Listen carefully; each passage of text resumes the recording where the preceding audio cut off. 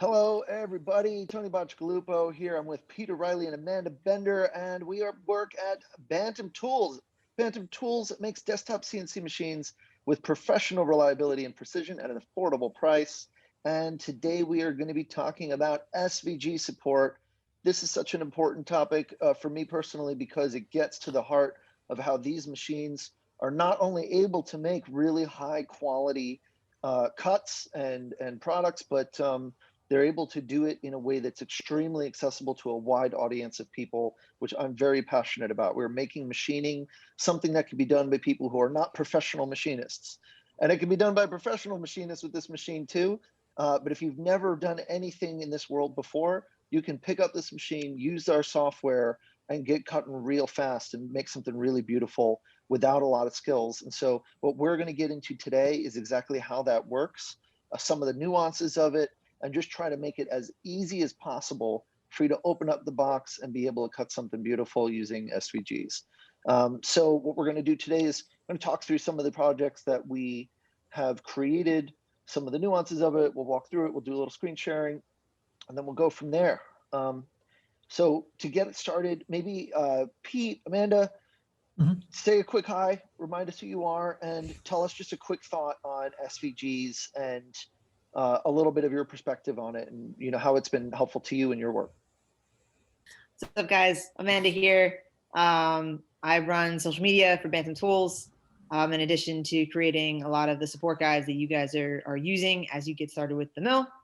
And so SVGs are a big thing for me personally because they were really what I started to, they were the first kind of design files I used to start machining on the desktop PCB milling machine.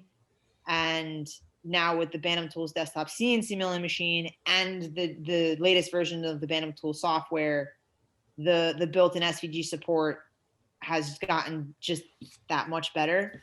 And so it's been like super cool to see it evolve as someone who really, like, don't get me wrong, I love Fusion 360. I love designing, CAD and programming my CAM, but SVGs have been a lot of fun. And it's like a really quick way to just get machining.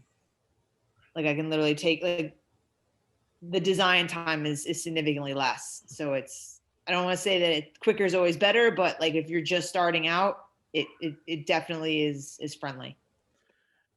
You're absolutely right, Amanda. Sorry, Tony. It's like the SVG's biggest fan. Anyways, yeah. So I'm Pete. I'm the video guy. I kind of do some of the fun, pretty things here at Bantam Tools. Kind of film it. Working with Amanda, kind of create these projects and get them out to you. But Amanda, I think you hit it right on the head there with SVGs. It's kind of a nice little dipping your toes into it sort of thing that you can do when you're just learning, because it simplifies things quite a bit because you're not having to deal necessarily in 3D space as much. You just got some cool old graphic design that you want to try and do something, and then you can etch it, you can engrave right into some piece of metal or some piece of plastic, and then depending on the design you can start doing some very creative things. And then, like you mentioned, as you kind of graduate to more complex designs, things like that, you can then take that engraving and you can work that into your designs that you make, so you can make more interesting closures and things like that. I know SVGs for me, working with those was kind of nice because it allowed me to because I come from a graphic background. Okay, I'm a photographer, videographer, things like that. So I'm very, very visual. And so using Inkscape, Adobe Illustrator, that was very natural for me. And I think there's a lot of people in the space, the desktop CNC milling space, that are also familiar with Illustrator and things like that. So this is kind of a fun way to do it. And honestly, come gift time for anybody, you can buy just about anything off the shelf and you can customize and engrave it. Anything aluminum, any of the supported materials, and you can go ahead and make a nice little custom gift for people pretty easily if you wanted to. So, that's just my little pro tip there. I've done that. Some of the examples that you're about to see today, 10 out of 10 have done it. That's also, I actually have a question for you, Pete, because in addition to Illustrator and Inkscape, I've also just drawn things and taken a picture of it and then actually formatted it through a vector graphics editor like Illustrator, Inkscape. Have you done that at all yet? Or is that something that you've given that a go? Because that's where I feel like a lot of this, like, that opens up the can of worms even more, not just to like also like illustrators, artists, Well, you hit on something, and you're spot on, because there's this idea, at least, and I've done it through Illustrator for various projects, not necessarily so much for milling, but for various projects, where you can take a picture of something, like if you have like a hand drawn something, and you can work with it a little bit, and you can do this technique called image trace, which I think we talk about a little bit in some of our support guides for both how to do this. And it's called image trace in Illustrator. I'm not sure what the name is in Inkscape. I'm going to lean a little bit on you on that, but there's a very similar thing in Inkscape. It's trace bitmap is basically I think the go between there, if we're thinking of the right thing. And so you're actually kind of hitting on something here too with it. So basically, this is the idea of taking an image, and it's usually something of high contrast that you can then turn into an SVG. So I guess maybe what we should talk about here, and then Tony, you're kind of an expert in this sort of stuff too with your background. It's probably worth noting what the difference is between a bitmap and a vector graphic.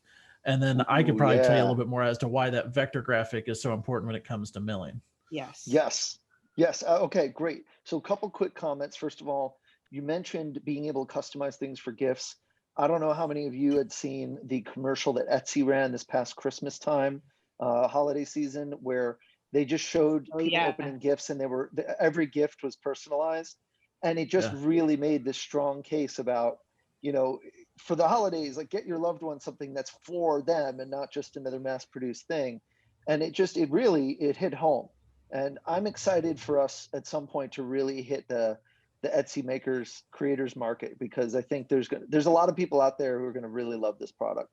But SVG in particular is useful because it's a vector format, and as opposed to a bitmap format. Just to, for anybody who's not familiar with this, who's watching this, a bitmap format basically captures all of the color and light, and like kind of a photograph. It's an image. It doesn't have to be a photograph, but the idea is that it's capturing the bits of information that make the images that you're seeing right now. This is a bitmap image that you're looking at, a whole bunch of them in video form, right?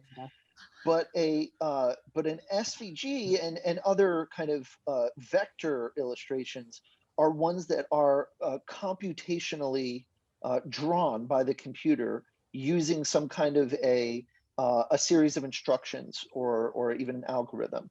And so, for example, I could use a vector illustration piece of software like Illustrator or a bunch of others to draw a circle, and then you see the circle, and then I could zoom in on that circle, zoom out on that circle infinitely, because what it's doing is I've told it what I want to represent, but behind the scenes, the file isn't just, well, this is blank, blank, blank, circle, blank, blank, blank. It's this is the shape that I want to show. And so it can scale that up and down, and it can also tell a milling machine, which is computer numeric control. It can give the computer, the milling machine, those numbers, and then the milling machine can mill it very precisely. Whereas if you tried to pass a milling machine, for example, a photograph, it would be a lot more complicated. Although I'll bet you all have some ideas for how we could do that too. But that's probably for another video down the line. A little bit, but Tony, you kind of hit right on it. In the way that I've always thought about this is that essentially a bitmap image, a JPEG, anything that you like, a picture you take with your cell phone, that's going to be it's basically, just think of it like an ice cube tray, and each little color is a cube, right? That's filling that ice cube tray. So you get all these little blocks that are doing the thing. And whereas with, like you mentioned, with SVGs or vector graphics, it's basically at its most basic form, it's a dot and a line in between. And so it's an instruction to the computer that says, start here, end here, do a line in between. That sounds a lot like milling, doesn't it? Start here, start your end mill here. Yeah. Have your end mill end here and do a line in between. And that's ultimately what CNC is a bunch of dots and a bunch of lines in between. And then, maybe it's a straight line or maybe it's a curve. So it's an arc. and those are computed. But that's basically it. So that's why SVGs are a very natural thing to start working with. Vector graphics are a natural thing to start working with when we start creating things for use in CNC machines. And we're just doing it on one plane, and so we can have a lot of fun with that. And I can also mention that SVGs in particular are just a very portable format. A lot of different kinds of software read it. You could open one up and look at it, and you could look behind the scenes and see how it's defining the shapes. And so to that effect, you can just find SVG images on the internet. I love going to thenounproject.com, which is like a big clip art directory of really nice kind of images that work really well for cutting out. And you could download SVG formats of that. You can go on sites like creativemarket.com or any of a number of others and buy premium SVG art. And so there's a lot you can do even without opening up an image program, downloading an SVG straight off the internet and running it straight into our software, which is probably like the shortest path imaginable to milling something with the fewest amount of hops and steps involved. That was actually like one of the was exactly, I pulled that right down from the internet. I'm holding up a graphic, right? Or I'm holding up this little bit here. This is something that Amanda pulled out a graphic, and we did it on some anodized aluminum. There's a little dog tag.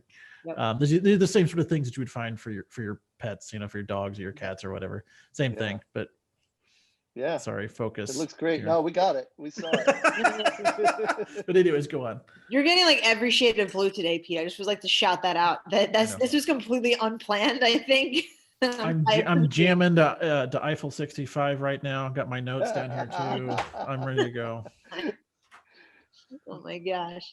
Yeah, but that was, I literally just pulling the SVGs down because again, like I started like just drawing things. That was kind of like the first thing. But then like when it came to starting to like just design things in Inkscape and in Illustrator and formatting that was like the first kind of step, was like getting used to how you format an SVG, and like in Illustrator, like the different settings that you set up to save that SVG, which we will get into. I think we should just get into this. Yeah, I mean, we've definitely we've loosened the lid on the jar here. Let's really just open this thing up. So where do we want to begin, Tony? These are all for you. What questions do you have? All right, so let's just start from, let's assume that we're not just going to drop an SVG into the software, although okay. I think that's also a handy thing. Let's say that we want to create an SVG. We can use one that we already have, but we want to create an SVG so that it's ready to be milled. And we know that there's some nuances to that in terms of thinking ahead to how, first of all, our software is going to be able to handle it, and then also how the milling machine is going to be able to mill it. And there's going to be, some nuances to that. So I believe you had pulled up an awesome little reference image that we have available. Maybe we can start there and just use that as a starting point for kind of framing some of the imagery and language.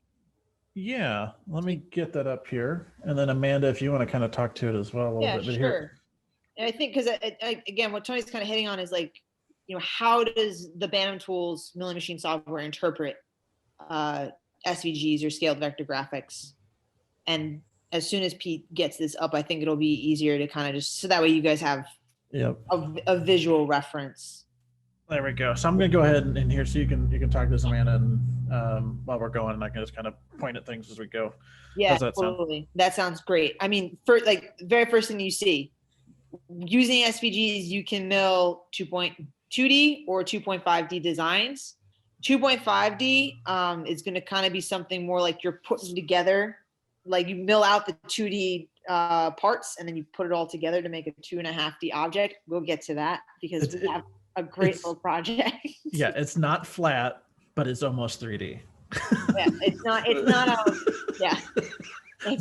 So we're going with 2.5D. Like I'll get to this when we get there, but you might have seen our rooster puzzles. Yeah, if you've seen the rooster puzzles at all, but do you remember, Pete? We had like 20 of these things machined. They are all over. They were all over HQ, and then because we had to dial it in. Someone made a cat in addition to all the roosters. We did. We had like a whole barnyard. Yeah, that was the whole thing for like a week. Yeah, and so, No, the but yeah, roosters are still somewhere. I don't know where they are now.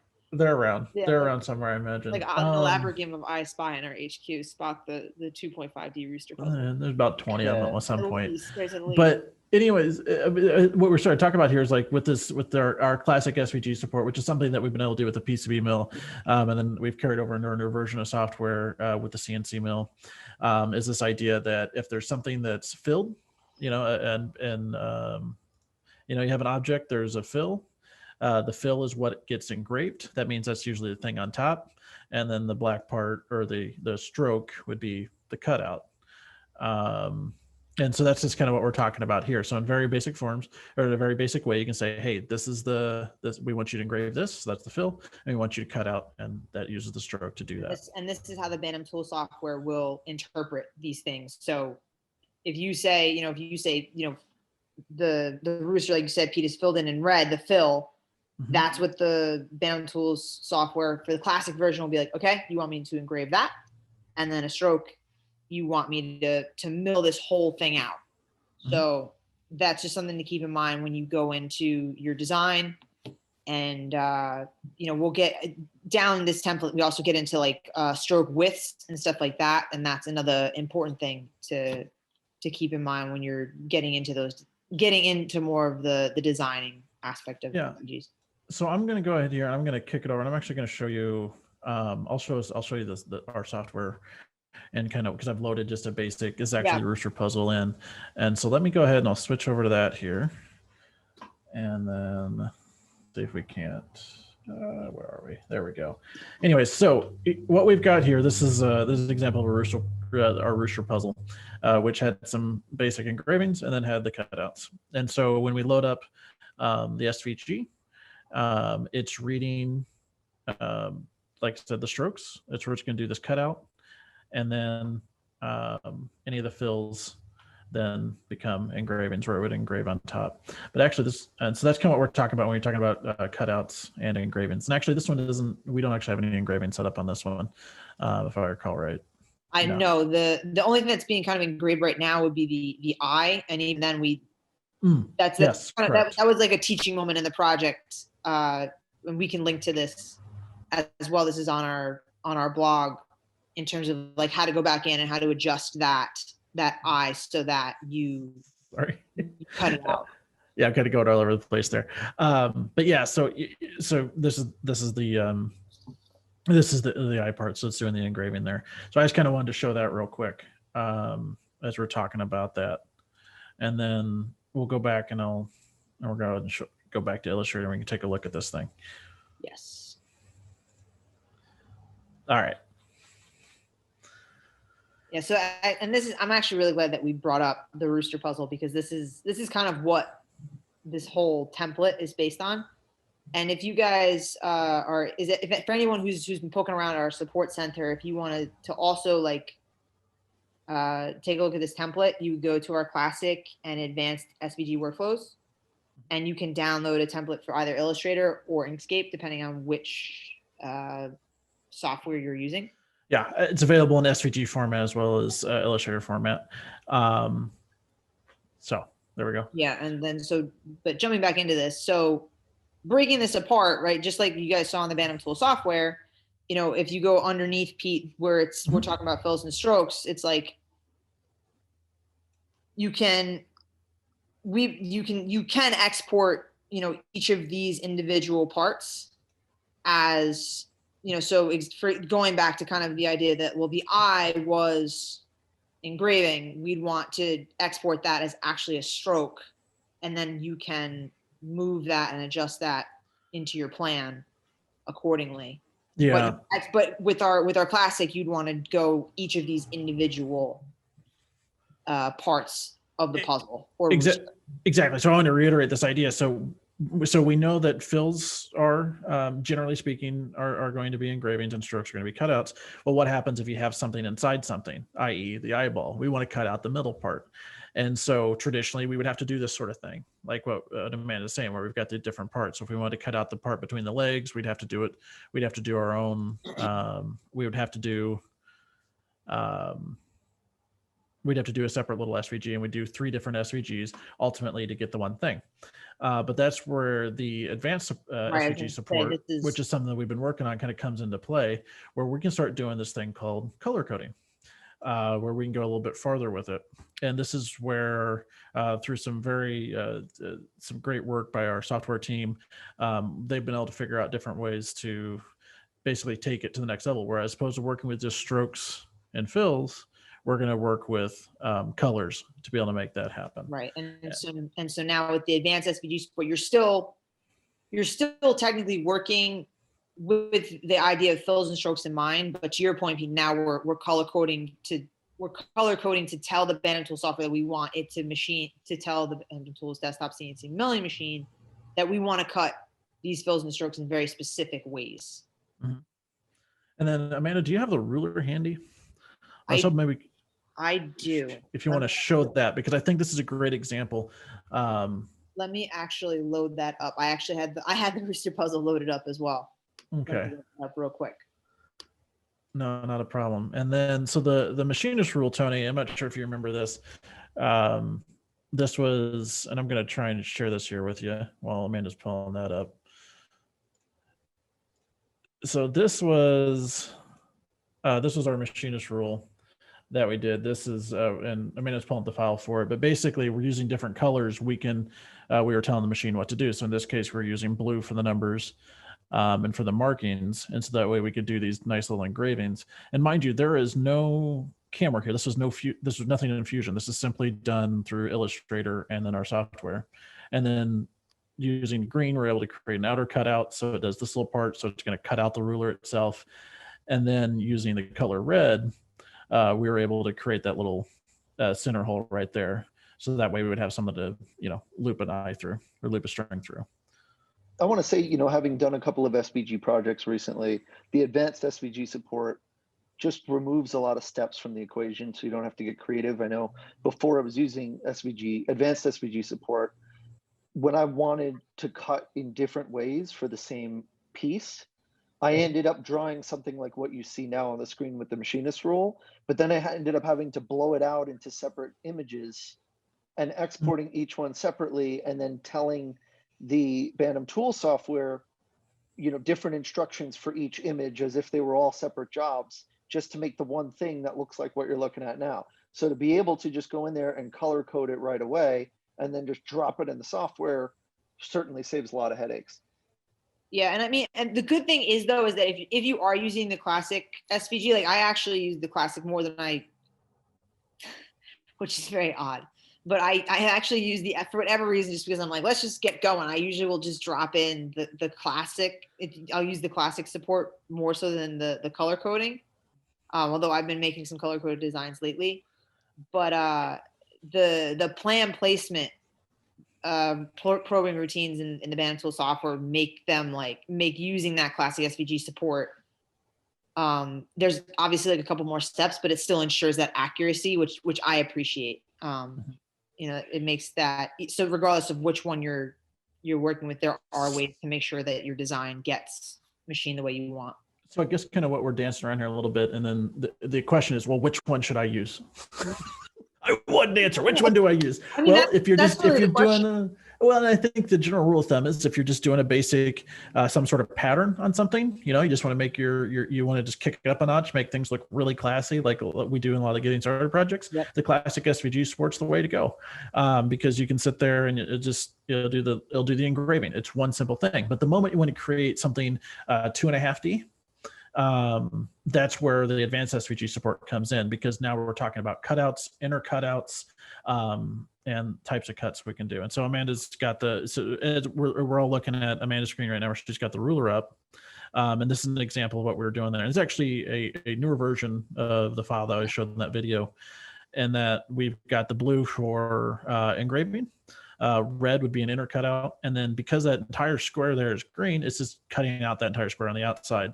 And then now we've got magenta in there, and you're going, oh, what's magenta? Well, that's single line milling. And what that does is the software will read the center of that shape, and it will it'll use whatever, I think, was it the smallest tool available? It was the smallest tool available. So actually, let's back up Oh yeah, go on. let's back up a little bit, because this is actually really cool. We've been excited to talk about single line milling, and show this to you guys, because we just launched this in our most recent release, 2.2.20. There's a lot of twos. So the most recent release of Bantam Tools software now is single line milling. And if you guys want to learn more, we can drop in that blog. We'll make sure we drop in the link to that blog post that kind of gets into this even more. But like Pete was saying, now you can tell the Bantam Tools software with, based off of the magenta color coding, I want you to machine this shape or this shape based on, like you said, the center line. But it will use the smallest tooling that you select under your file, and then also will be based on, it will go off of the engraving depth that you set for your engraving. So it's kind of like the best of both worlds there. And then what it basically allows you, where it gives you more power is, if you'll notice, if we were to compare these side by side, Pete, I think if we were to machine the magenta, or if we were to change this to blue, we would have a few more passes to machine to fill in the width of that stroke. With the magenta, now you're only machining one line. So in some ways it helps you cut down on your machining time. But then in other ways, like, it gives you more power, more control over the designs that you're making. So like, as you get even more complex in something like this, that's really where I think we're going to start to see, like, just how convenient having not just the engraving but the single line milling in there is. Well, it's just going to come out so clean when every stroke is just one stroke, if you will, of the end mill across the material. I imagine it's going to be very, very precise, very clean. And when you're making something like a ruler, I mean, it's going to make a difference. Well, exactly, because, and I can talk to this probably a little bit more here. And let me just go ahead and pull it up in the software, and I'm happy to go ahead and I'll share software, and I'll just go ahead and share my screen here so you guys can see this as we do it. So let's go ahead and share our Bantam tool software. There we go. And so here we are, we're looking at the Bantam tool software. I've got just a random piece of stock loaded in there right now. And when you're going to be loading an SVG, it's very simple. We can just tell it to open a file, and then we can see it listed. So there's a couple different things here. Since we've been talking about the machinist rule, I'm going to go ahead and I'm going to open that up right now. And then you'll see out of the gate, let me turn around. Out of the gate, it's just trying to treat it like it's all one thing. Yep. Right? Because if you recall, it's all a fill. Yep. So this is the classic SVG handling. So it's like, okay, well, it's a square that's filled in with color. So, okay, I'll engrave that and then I'll just cut around it. And I'm going to go ahead, and then if we switch over to our advanced SVG handling, now we're starting to get somewhere, starting to look a little more close to what we have. And so we've got a couple things happening. Obviously, this is a thicker ruler. That is a chunky ruler, Pete. It's a half inch. Could you give us a top view of this? Yes. Is that possible? Yes, I can. Let me. There we go. Now we're looking more like a ruler. Yeah. So let me get this top rule. There we go. Top view. Before. So this is as it is. When you load it up, this is just, here it is. And we've told it there's a couple different options here, and we can tell if we want to do the cutout part or not, or if we just want to do the engraving part. We have those options, and we got these little toggles. And then also, this is the unique thing, because Tony, when we were talking about G code, we mentioned that there were certain types of files where you could assign multiple tools to it, and SVGs was one of those files. So right now we have a 1/8 inch flat end mill assigned, and we also have a 1/32 flat end mill. And what this is trying to do here is trying to use just those tools to make everything happen. And it's going, hey, you know what? Those lines, they're pretty small. They're smaller than a 1/32. What can I do on that? And that's why we're getting this little red warning right here. And so what we can do. So what we're seeing is that basically we haven't picked a tool yet that's going to be able to handle something that precise. And so it's very immediate. Oh, wow. Okay, we got to find something that's going to work for this. And now you're going into and picking another tool that maybe can do a better job. Exactly. And so I've chosen now an engraving bit that's 3 thou. Hey. And now This is notice, not to cut you off, but notice how both the engraving now has become, it's no longer red. And then there we go. And then no, that's good. And now the Bantam Tools logo is based off of that engraving. Yes, good eye. That's like where I think like the single line milling becomes like, it's an abstract thing until you really see it and call it out. You know what I mean? Exactly. So what we're seeing here, and there's 2 depths here. So we're, if I can zoom in just a little bit. So each one of these little white lines, this is the tool path. Hopefully this is coming through. And then what we're seeing is we got 2 different layers that it's doing. I'm going to go ahead and I'm going to put this back on top view. There we go. Sorry. Very good. I am all over. So anyways, what it's doing here, so the single line is literally that, one line. And so it's using the smallest tool available, and it's just going to cut with one line. Whereas the blue engraving that we were doing traditionally, it's filling in everything. It's just going to try and fill in that spot. So it's going to take multiple passes to make that happen. I'm lost in the blue, but so it's going to take multiple passes to get this one little stripe right here.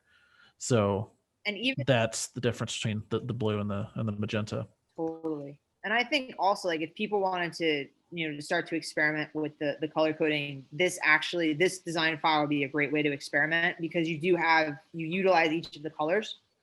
And so it might be interesting if people wanted to change the blue engraving for the actual ruler units. Yeah, which actually that would, as I'm looking at it, I'm thinking that's probably maybe even the better move, is that those should probably be it, because we're trying to get that precise mark. So let's use the precision in the mill and just hit it right there. And so if you're using a very fine tip tool, it's going to be, you're going to get some nice fine lines. And so in this case, we're using like a 3 thou tip tool. And then I think this also helps you out a lot on your design end. Like that's just like how I'm imagining it, because I know like we talked about this quite a bit when we first started the Q&A. When you're, and I think this is more like once you start to really sink your teeth into something like Illustrator or Inkscape or whichever you're using, the thing that you have to be cognizant of when you're setting up the strokes and the fills, not so much your fills, but more so your strokes, like what's the width of that line, and keeping in mind, like, what tooling do I have available? What tools do I want to use? What is that going to look like when it's machined, right? Like you have to have a lot of that visualization, right? In terms of like, how wide you want that line to be. Yeah, so let me show you something here, because right now we have it set up for the 3 thou tip, right? Right. We're going smaller. Are we going bigger? No, bigger actually. So if you pay attention to the rooster and we switch over to a 1/64th, right now it's using a 1/64th to go along this singular line, right? And so that's where the tool width is going to make a difference, whatever the smallest tool is. And so we can kind of see what that's happening with the visualization there. I think 1/100th for giggles. And then, if we were using a 1/100th, you can see here, well, on the 1, it's not going to quite get it. It's giving us these little bigger warnings. It's not going to quite get all that. And that's where using that engraving tool was the best way to go. And I do want to point out just one of the last things in here, or one of the last couple things, is we can also choose our engraving depth when we're in here, like how deep a thing cuts. And so we can do that there. And then under our plan setup, we can actually adjust the size if we wanted to, or we could rotate it in the stock. So let's say I wanted to rotate it. Let's just see here. I'm glad you got to this, because I definitely wanted to shop this out a little more. Yeah. And so it's going to give you some options on that. I just noticed from my own experience, engraving depth makes an enormous difference in terms of the outcome of the project. And even just a few ticks on the size here makes a few thou. So like, I found that if my end product looks off, that it helps if I am able to pull pull that engraving depth either down or up, or, just kind of playing with different depths. And maybe starting with erring on the side of less depth and then going deeper as I go. It takes a little less time. And, in theory, you can start with a less deep and then go deeper if you need to on the same project? I'm gonna Pete, whenever you're done showcasing the software, I actually want to just go over to, because I'm glad that you mentioned this, Tony, because we actually do talk about this a little bit in our engraving walkthrough guide. And so engraving depth is definitely something that becomes important in terms of, especially when it's like, and this kind of goes back to like, what tools do you have available? Right? Like, what's the degree? Like an 80, like, so for example, like here, you know, engraving depths are, basically, I can kind of, an 80-degree metal engraving base is gonna have completely different than, you know, let's say a 30-degree or a 60-degree. And what we're talking about, and this is, we're kind of getting to that CNC talk, because we're just talking, because so this is an engraving bit. There we go. Better. There's a picture. I was like, I should scroll up as soon as I started to read it. I'm like, oh, I need to go up farther. So what we're talking about is the actual internal angle. So this is that whole you know, trig geometry sort of thing. We're talking about internal angles of a triangle, and so we're talking about the internal triangle, internal angle of the point of the tool. And so depending on so if the tool is super wide, right? I think if I'm understanding what you're trying to say here, man, if the tool is super wide, you might not be able to go as deep without getting fat lines. Whereas if it's super pointy, you could probably go deeper and you wouldn't necessarily get as fat of lines. But yeah, we're going to be breaking tools and adding tools to the rooster jar if we go too thin, too pointy, and too hard in the middle.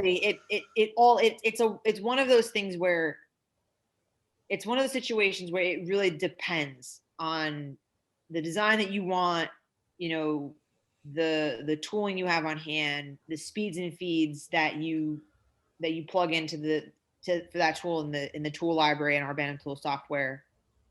But yeah, like and then ultimately what this all translates to is,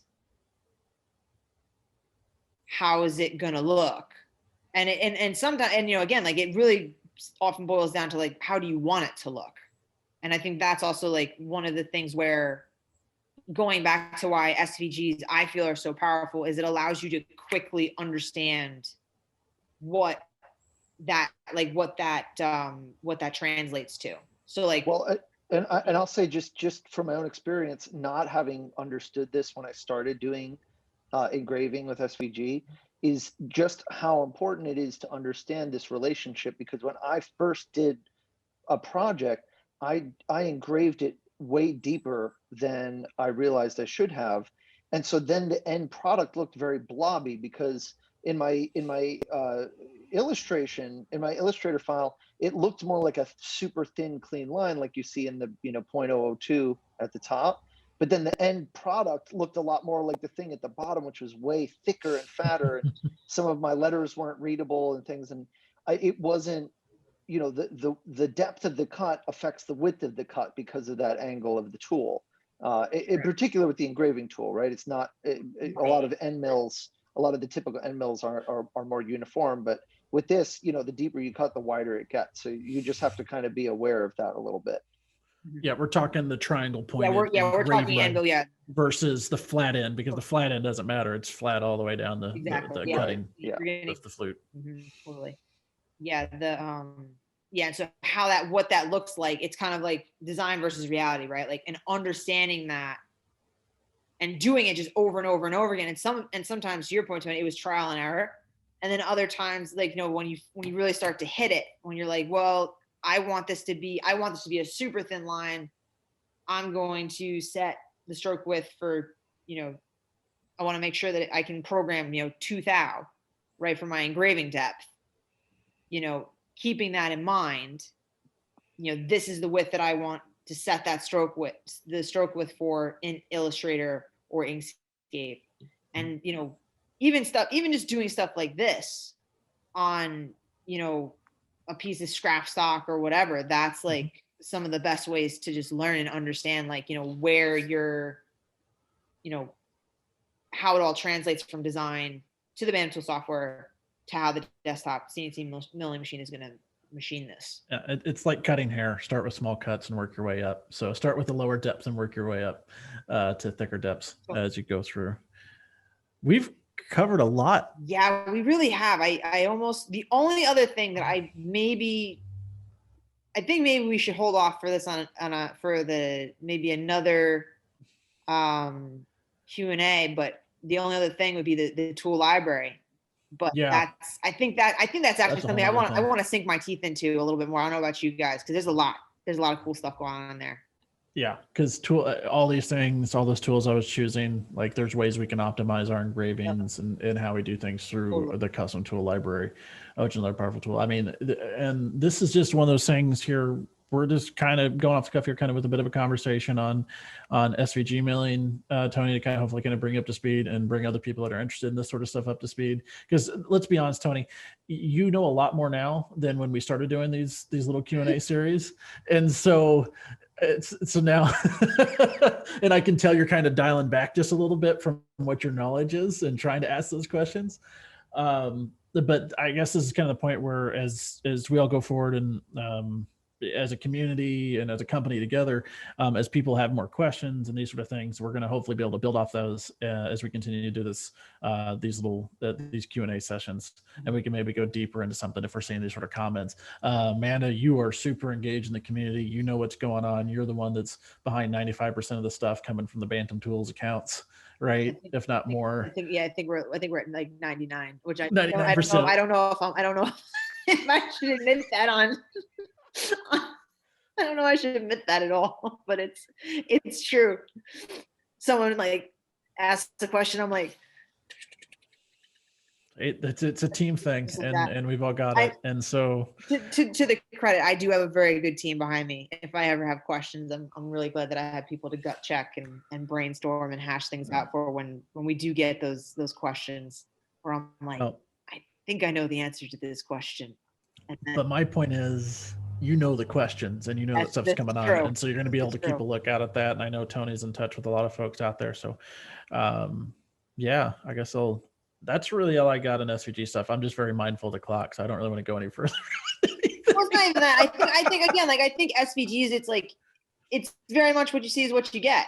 You know, it's true. You know, and that's the beauty of it. You know what I mean? It's not. It's really that quick and easy that you're gonna create the design file, or depending on how elaborate it is, it might take you to design the file a little bit longer. But then you drop it in, and then you would just go through those settings, and then you use the probing routines to set it up, and then you're milling, right? And I know that there's we're kind of glazing over that, but there's the design to machining time is, I feel, comparatively between when we compare SVG versus CAD CAM software is significantly less. Yeah.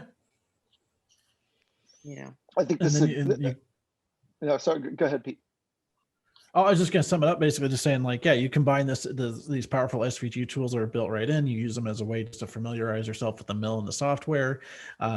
And then you start building your skills up with Fusion 360 or whatever CAD CAM software you're using to create your G code.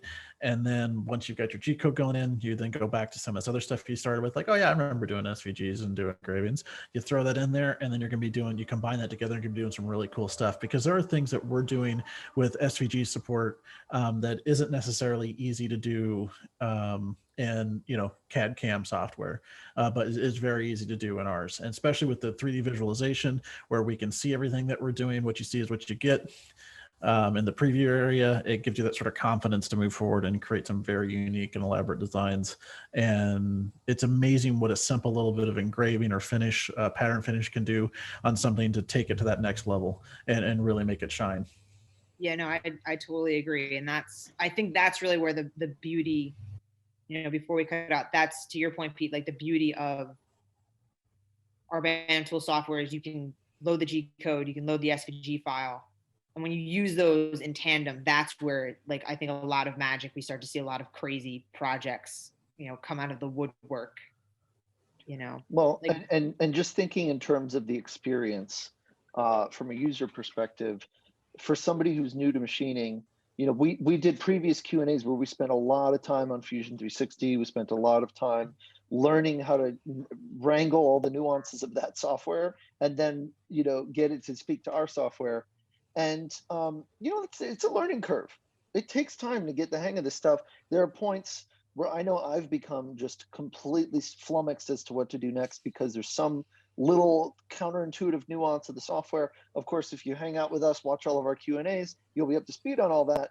But, you know, if you're trying to get started, getting a win, like being able to drop an SVG image into the Bantam Tools software, dial the settings a bit, and then push the button and actually watch the machine make a thing real, that feedback loop of being able to see that happen, even if your ambition is way beyond that, just to be able to get that part started, you're going to start learning a lot about how this actually works.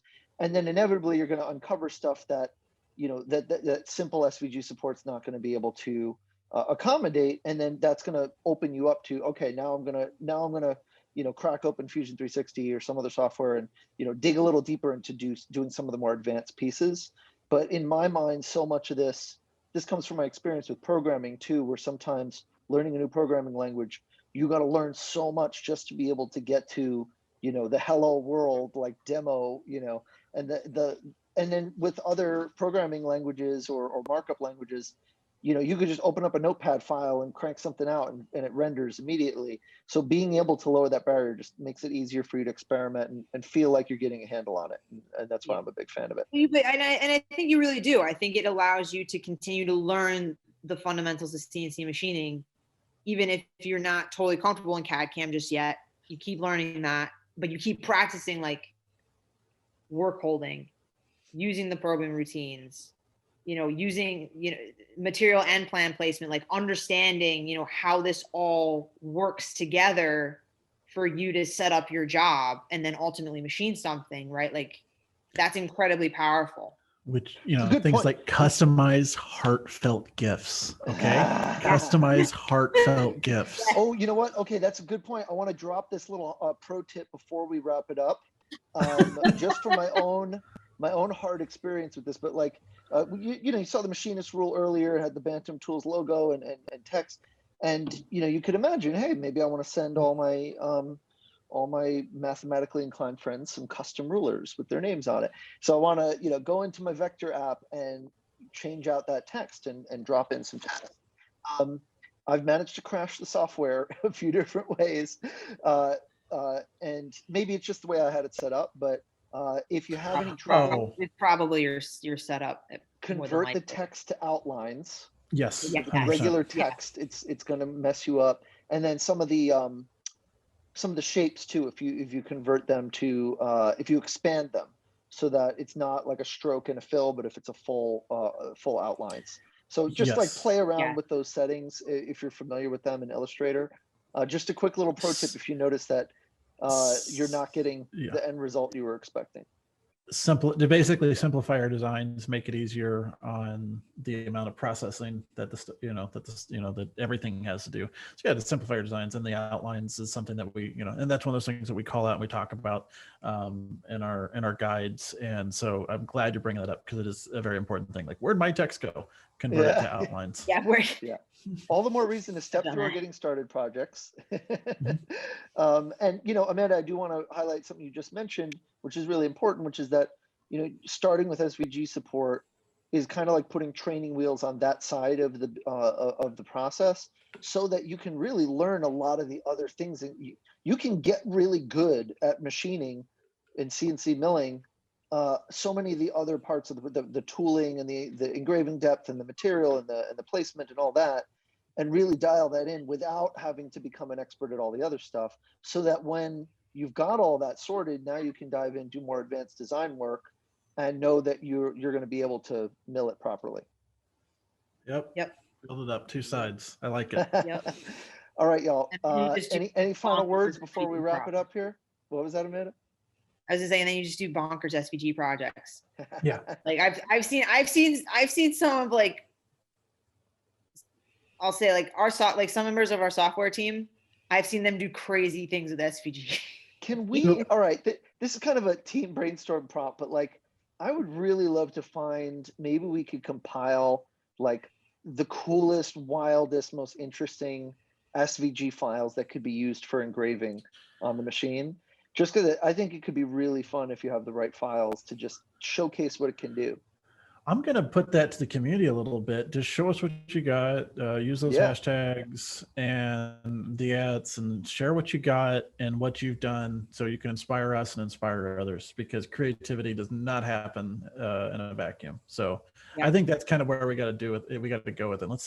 I'm going to put it back to the community there to kind of show us some cool things. In addition to the cool things that we've kind of put up already on our social channels, on Instagram specifically, as well as Facebook and YouTube. That is the Yeah, right way to do it, Pete. The more we involve the community in this, and we're all nerding out on this together alongside each other, whether you're in the company or outside of it. And you know, I think that's a good segue to how we wrap it up, which is that you who is tuning in, you're a part of this. This is designed to be a Q&A series. We're kind of priming the pump by starting with questions that mostly I've come up with as somebody who started from scratch a few months ago and kind of came into this as a newbie. But this is designed to be available to you, the viewer, as a resource. We're doing this specifically for our customers, people who have bought our Bantam Tools desktop CNC milling machine, I guess even the PCB milling machine, why not? Yeah, no, totally. And the prospective customers as well. So reach out to us. We're at Bantam Tools on Instagram and Twitter. You can find us on Facebook as well. And you can email us at support@bantamtools.com. And you can find all of our getting started projects, our tool libraries, all those little pro tips and things that you really need to learn by going to support.bantamtools.com. And we would love to hear from you. Anything from this video or just future questions that we'll be able to use in future Q&As. And I'm going to put a line in the sand. We're going to drop in some customer Q&As for next time around. And I'm looking forward to it. Me too. Yeah, thank you, everybody. Yeah, thank you guys for reaching out. That's like we're definitely always excited to get your feedback, get your input, get your insight. We want to know how things are going, and just, you know, continue the conversation. I love learning. I love learning alongside with each and every single one of you. And I mean, this is collaborative. This really is.